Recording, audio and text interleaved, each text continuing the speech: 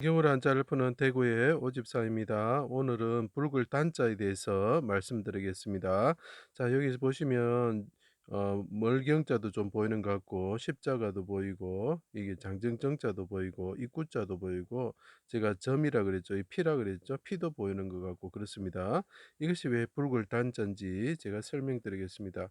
골고다 언덕에서 6시부터 9시까지 그 어주사 우자가 되죠. 어둠이 임할 때 크신 성전을 짓는 자 하나님의 아들이, 자 여기 보시면 여기에 우자가 보이는 것 같고 열십자도 보입니다. 그죠? 그다음에 죽음 십자도 보이고, 예, 이런 게 보이죠. 자, 홍포를 입혔던 병정들의 에워싸여서, 자 십자가에 죽으신 분이 있는데 홍포로 에워쌌던 장정들이 에워쌌다. 어디서? 골고다 언덕에서, 이런 뜻이죠. 에워싸며 수족이 찔려 피를 흘리시고 십자가에 성막처럼 달리셨다. 자, 이분이 하나님이신데, 그분이 하나님 십자가에 달리셨는데 그분이 하나님 아들이신데, 그분이 십자가에 달리신 그 열폭의 휘장처럼 청색 자색 홍색 실로 되어 있는 일복 휘장처럼 달리셔 죽으셨는데, 그분이 그 성막처럼 되셨을 때 어떤 게 있습니까? 예. 붉은 물들인 수양 가죽처럼 달리셨다는 거죠. 그죠? 자, 이제 붉다는 게 한 개씩 나옵니다. 그리고 이분은 유월절 어린 양의 문설주와 문인방에 붉은 피를 바르시고, 십자가에 죽으신 이분은 유월절 어린 양이신데 문설주에 문인방에 피를 바르시는 분이다는 거죠. 그죠? 붉은 피를 바르시는 분이다. 그리고 하나님 내 영혼을 멀리하지 마옵소서. 나의 하나님 나의 어찌하여 나를 버리셨습니까? 멀리하지 마옵소서. 이렇게 이야기를 부르짖고 있죠. 그죠? 부르짖고 죽으셨다. 제가 죽음 시자한 거를 봐주세요. 내 영혼을 아버지 손에 부탁합니다. 이게 공짜가 보이죠? 드립니다. 그리고 간구하시는 거죠. 자, 크게 부르짖으시고 운명하셨다. 죽음이 되셨다. 그때 어떻게 합니까? 청색, 자색, 홍색 실로 가는 꼰배실로 된 휘장이 둘로 찢어졌다. 홍색 실이 찢어졌다는 거죠. 그죠? 자, 이건 이제 무슨 말을 하는 거냐 하는 거죠. 자, 붉으신 메시아가 백성의 죄를 담당하시고 부르짖으셨다는 거죠. 왜 붉으신 메시아로 표현합니까? 예, 다윗이 붉다라고 표현하죠. 그 다음에 술라미연을 희고도 붉다 이렇게 표현합니다.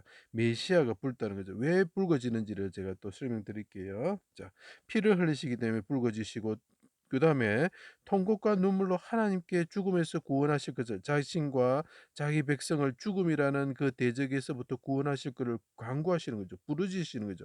자, 그분이 부르짖을 때 어떻게 합니까? 욥기에 이런 표현이 있습니다. 내 얼굴은 울음으로 붉었고, 이렇게 표현합니다. 자, 메시아가 왜 붉어집니까? 부르짖으시는 메시아가 죽으실 때 피를 흘리시는 거죠.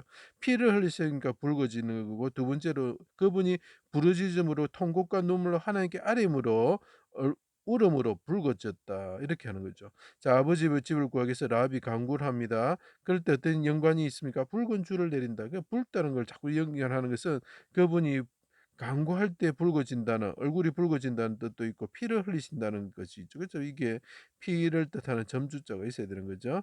붉은 속죄 제물에 피가 발린 분향단과 같다. 이게 참 중요합니다. 붉은 속죄 제물에 피가 발라졌다는 거죠. 이 십자가에 달리신 속죄 제물 대신 피를 바르셨다는 거. 어디에? 자기가 분향단처럼 부르짖을 때, 그러니까 분향단의 모습이 피가 뿔에 발려져 있죠. 다윗의 뿌리신 분이 피가 발라져 있죠. 뿔에 찔리신 사람과 같이 발라져 있죠. 그 사람이 부르짖는다는 거죠. 자, 피 발린 분향단의 모습이 여기서 글자에서 보였으면 좋겠습니다. 그래서 그 아가새는 입술이 홍색 실과 같다 이렇게 표현합니다. 입술이 뭡니까? 분향단이죠. 홍색 실체는 빨갛다는 거죠. 피가 발려 있는 분향단의 모습을 입술이 홍색 실과 같다 이렇게 이야기하는 거죠. 자, 그리고 홍색 실이 세라처럼 하나님 나라에 솟아올라서 낙원에 오르시기를 원합니다. 오르시는 것은 그분이 붉은 옷을 보스라의 붉은 옷을 입은 심판자와 같이 포도즙들을 밟으시고 피가 옷에 묻으시는 분이 되기 위해서 그런죠. 붉을 단자죠. 하나님께 내 영혼을 부탁합니다 하는 것은 하늘에 오르셔서 붉은 옷을 입으시는, 원수들의 피가 묻으시는 붉은 옷을 입으시는 분이 된다는 거죠. 자, 그리고 이렇게 부르짖는 이유가 뭡니까? 예, 백성을 구원하시기 위해서죠. 너희의 죄가 주홍 같을지라도 눈과 같이 희어질 것이요. 그분이 아래실 때 어떻게 된다고요? 희게 된다는 거죠. 너희 죄가 희게 된다는 거죠. 진홍같이 붉을지라도 양털같이 희게 된다는 거죠. 메시아가 피를 흘리시고 부르짖을 때에, 붉은 피를 흘리셨을 때에 진홍 같은 붉은 죄도 용서된다는 거죠. 이것이 불굴 단점이에요. 메시아가 십자가에서 부르짖는 것이 보이죠. 하나님 아들이 보이시죠. 대적들이 둘러싸고 있을 때 그분이 부르짖을 때 어떻게 된다? 우리 죄의 붉은 죄가 용서된다는 거죠. 그죠? 자, 요약하겠습니다. 붉으신 메시아가 붉게 물드는 수영 가죽같이 피에 물들인 수영처럼 가죽처럼 되셨을 때 붉으신 다윗이고 붉으신 술람이고 채색 옷을 입은 요셉 같은 분이 피 뿌려지는 홍색 실의 휘장 같으신 분이 휘장이 피가 뚝뚝 이렇게 그 대제사장 7번 뿌리죠. 그거는 휘장이 피를 흘린다는 거. 휘장이 뭡니까? 예수님의 육체라는 거죠. 홍색 실이 있다는 홍색 실의 세라점 하늘에 오르시는 분이 되시는데 진홍같이 붉은 백성의 죄를 위하여 통곡으로 얼굴이 붉어져서 붉은 피가 발린 분향단처럼 간구하신다. 이 지금 분향단처럼 간구하시고 죽으시는 모습이 보이십니까? 십자가에서요. 자, 그분이 그렇게 부르실 때 어떻습니까? 붉은 물과 같은 깊은 물이 홍해가 같은 것이 갈라지고 마른 땅처럼 되어지고 요단강이 갈라지면서 아담 성읍이라는 게 붉은 흙이란 뜻입니다. 아담 성읍 변두리에 에워싸여서 우리에게 구원의 길을 열어주시고 예수께서 부르짖으셨을 때 그때 어떻게 됩니까? 붉은 용의 군대를 멸하신다. 그래서 붉을 단자가 될 수밖에 없는 글자지요.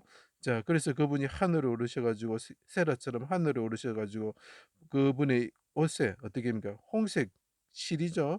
홍색 옷을 입게 되시고 보조톱털에 붉은 옷을 입게 되고 피가 튀은 옷이 입어지면서 심판자가 되셔 가지고 대적을 멸해 버리는 거죠. 마귀를 멸해 버리고 그리고 어떻게 됩니까? 죽음을 멸해 버리는 심판자가 되십니다. 어떻게 하나님 십자가에서 피를 흘리시면서 하나님께 부르짖으셨을 때 골고다 언덕에서 부르짖으셨을 때 우리 붉은 죄가 다 희게 되고 그분이 하늘에 오셔서 붉은 옷을 입으시고 심판자가 되신다는 거죠. 그죠? 예, 그 간구하는 것이 붉은 피가 발린 분향단처럼 부르짖으셨다. 이런 뜻입니다. 그래서 이것이 붉은 단자가 됩니다. 제 강의를 들어주셔서 감사합니다.